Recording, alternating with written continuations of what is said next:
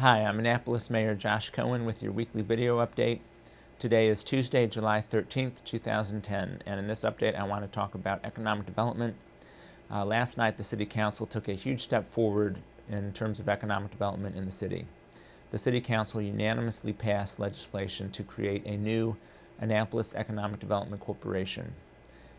This recommendation was the top recommendation of my economic development transition team, and it represents a key initiative in my strategy and in the City Council's overall strategy to grow our economy, to reduce the tax burden on our residents, and to enhance our quality of life. I want to talk briefly about the composition of the Economic Development Corp, or EDC. The EDC's board is going to have 11 members. 4 of those members, including the chair, will be appointed by the mayor and confirmed by the council. 3 members will be ex officio based on the position they hold, one of which will be the city manager, one will be the president of the Chamber of Commerce, and one will be the president of the Conference and Visitors Bureau. And then those 7 members will appoint the remaining 4 board members to make 11. So the whole idea behind this corporation is that we start from the premise that the City of Annapolis government has a responsibility to promote economic development. That is a core function of what we need to do for our city. But in terms of how we can best accomplish that, there's an advantage to EDCs to not having the economic development function solely within the city government, to not having the executive director serve solely at the pleasure of the mayor and whatever political whims or directions the mayor or city council have at the time. And so by creating this public-private partnership where there's some city oversight but it's an independent corporation, the idea is that the corporation will have more credibility with the business sector, and the finance sector will be able to leverage some outside dollars better, and will be able to respond more quickly and nimbly and flexibly to the business conditions and do a better job.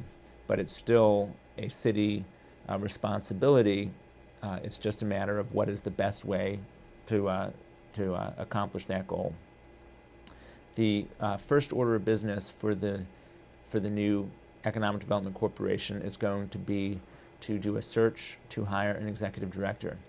And even though the corporation is a separate entity, I've extended an invitation for the new executive director to participate in my monthly cabinet meetings, because in order for an EDC to be effective, there needs to be a very strong working relationship between the local jurisdiction and the Economic Development Corporation. And I'm confident that not just the executive director, but the staff at the EDC will be working closely, not just with me, but with the administration here at City Hall, with the inspections and permitting folks, with planning and zoning.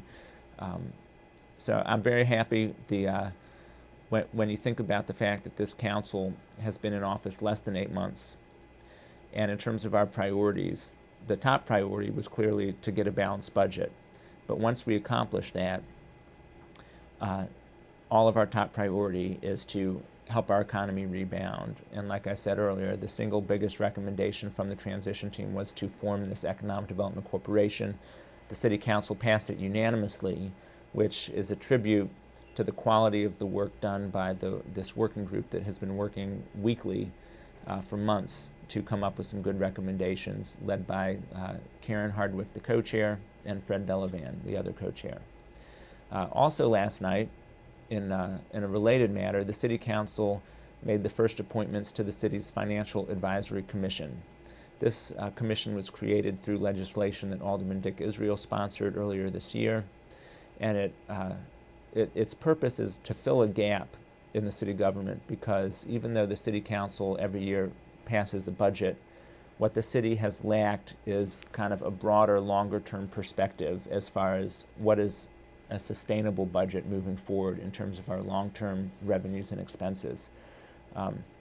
So this Financial Advisory Commission will serve a similar role to the county's Spending Affordability Committee. We passed the legislation last night. Like I said, we appointed the commissioners. So both in terms of economic development as well as the overall budgetary picture, the city is going to be on much more solid ground moving forward. That's the update. As always, you can reach me by calling 410-263-7997. You can email mayor@annapolis.gov, and you can visit my blog, mayorcohen.com, and leave a comment. Thank you for watching.